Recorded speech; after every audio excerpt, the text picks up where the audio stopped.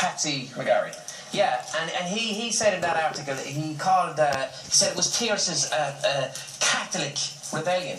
And I don't think that's fair, right? Because, yes, Pearse was Catholic, right? But here he was as a Catholic, reading out a document that was about secularism. So he was kind of going, yeah, I'm a Catholic, but I'm not forcing that upon ye. The whole point of the proclamation was... Many of the participants in the 1916 rebellion were not Catholics. Yeah, what's his face?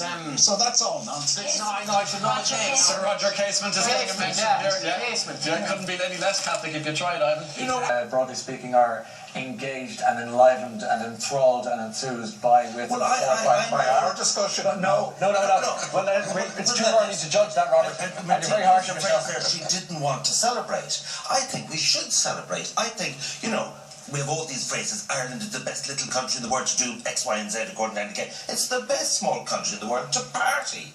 The boys in green, all of that. I consider that part of Irishness, Irish psychosis. And that's, I was actually telling your researcher, I really enjoyed the Rubber Bandits programme because that would not have happened 50 years ago. The ability to laugh at ourselves and so on. And I think that is the direction. Let's have a little look at a clip from the Rubber Bandits Guide to 1916. Irish men and Irish women, we declare the right of the people of Ireland to the ownership of Ireland to be free from any outside control. We declare equality and freedom to all Irish citizens. We embrace our right to be justly governed by honest leaders who hold our best interests at heart. Our sick and poorly are free to have the best health care available. In light of our previous long history of emigration, we express our freedom to put ourselves in the shoes of others in that position too. We declare our absolute God-given right as Irish people to solve all issues pertaining to mental health in the bottom of a pint glass. Shut up and eat your spuds.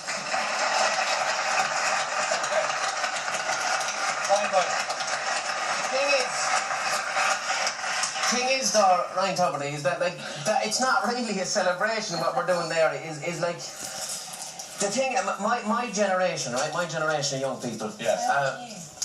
How would I what? How old are you? Oh my! I can't say that, man. I was born at the age of 16, so I'm not sure. But I just want to know which generation you belong to. the current one. Okay, all right. I'll do this one. I'll describe what my generation is, and you'll know. My generation can't afford houses. Yeah. My generation can't afford to have children. My generation are either leaving the country or jumping in rivers. That's my generation, man. And my generation is dealing with neoliberalism, economic policies that are similar enough to the economic liberalism at the time of the famine. It's a laissez-faire system where our resources of the country are being sold for private interests, and our generation, or my generation, is screwed. So the lads that were in the 1916, they were the same age as my generation. They were from the ages of 18 up to their mid-30s. Do you know what I'm saying? So my generation is looking at them and going, yeah, they had it incredibly hard, obviously, and we have it hard as well. But what we don't have, my generation, we don't have the idealism that they had. Because that was a time of idealism. At the time of 1916, with World War I, you just had the Industrial Revolution, you had the Enlightenment, all of that. That was a time of idealism. We don't have that. We're gone past postmodernism. We've just got despair and confusion. What do you think? And that's what the general election is about. That's what not remembering 16 and the centenary is about. How do you mean? No, sir. Your political point of view is absolutely valid. That would be a very bleak picture. No, absolutely. For a generation. And it's absolutely valid. But that is modern day politics, and that can be reflected in the general election. That generation will be reflected. But in the context of this conversation, and through the prism of the 1916 commemoration, what's your point? What my point is that when I'm talking to people my own age, that's what kind of 1916 means to them. They go, God, he was the same age as Peter, Pearse was the same age as me. Jesus, look at that, look at that. It's where we have this despair about our own future. Is there a lack of idealism? Is there a lack of... There's a lack of idealism. I'll take it back to... Metaphorically, honestly. Lack of vision. Robert's saying a lack of vision. A lack of vision, a lack of idealism, but as well, to go at the idea of commemoration, right, from what we'd say an existential point of view. Yeah, go on. What the existentialists would say about birthdays dates or anniversaries is that when we commemorate a birthday, what we're actually doing is creating a defence mechanism for the fear of death. And that we have to embrace a certain anxiety about this 100 years of our country. That yes, we're celebrating what happened, but we must embrace that the terror of the future. But it's one of the lessons, sorry, it's one of, not to take your job away from you, but it's one of the lessons of 1916, not that the status quo can be changed no matter how impossible the odds look. We don't know who our enemy is. That's the problem. Your enemy is We don't. despair. The enemy is, it's, when you've got, there's an empire, they're called the Brits, they're over there, they're the ones with the guns, you know who your enemy is. We don't know, because we are in a state of confusion. It is hyper real. We've got the media telling us this, it's too confusing. Let me ask Robert We don't know. about that, and you said, just as an aside, it's a lack of vision. It's a total lack of vision. And talk to me about that again in the context of commemoration in 1916.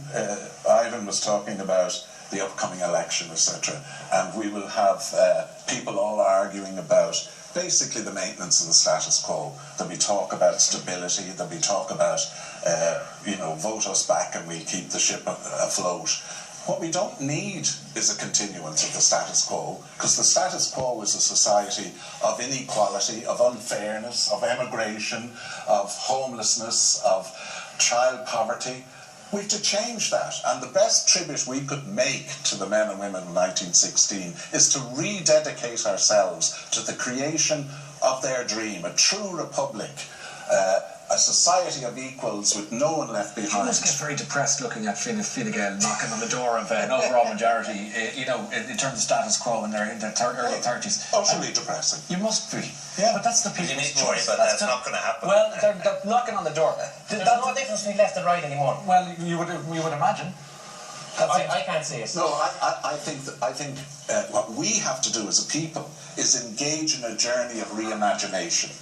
What does that mean? It engages in us as a people trying to imagine a new future for us. And I think that this is where 1916 comes in. The proclamation of 1916 is almost a blueprint for that new republic that I think we need. A republic where the ownership of Ireland belongs to the people of Ireland, But I where think we this cherish all the idealism is children of fine the nation. and dandy, and you can write a proclamation, but at the end of the day... No, we should No, write a can I new- just finish, no, we should please? write a new No, we are a constitution. small island of 4.5 million people. We will live off the goods and services that we export abroad. That is the simple economic principle, and I maintain our low tax rate, our membership, are the only English-speaking country in the Eurozone, is our ticket to prosperity. Now, whether we take advantage of that, but the country is now more inclusive, it is more pluralist, it is reformed, it's less statist, it's more circular, and I'm saying that of course you can say the bottle is half empty or half full, but I think in terms of the centenary, If you have we the need to have horn, a the proper bottle's very remembrance, empty. have the election separately, and at the end of the day, let's all have a deeper and wider historical appreciation of all the people who lost their lives. Regarding what I can say there, right, there's one statistic that people need to know. 50% of Ireland's wealth is currently in the hands of the top 3%. Do you know what I mean? That's all you need to know. Yeah, Robert? Oh, yeah, absolutely.